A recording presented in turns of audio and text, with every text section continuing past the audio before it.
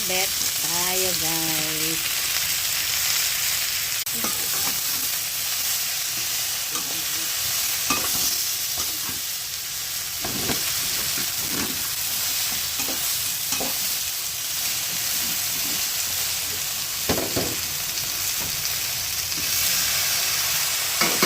Talong. Ayan. Kompleto na natin gulay.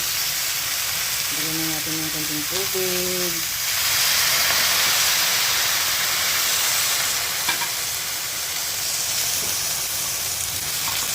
Pagkuluan lang natin. Then, lagay na natin yung ating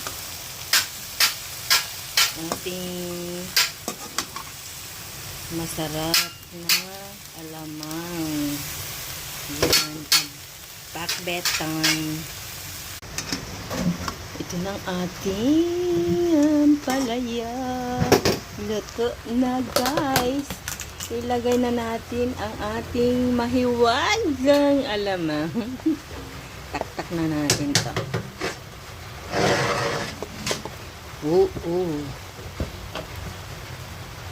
Yummy. Yummy alamang. So, ito na ang ating pinakbet, guys. Yummy pinakbet. What's up, mga guys? Tag-ulan talaga. Bagyo. Hindi na natin nilagay lahat ng alamang kay maalat daw, sabi ng ating pamangkin. Ayan. Luto ng ating pakbet.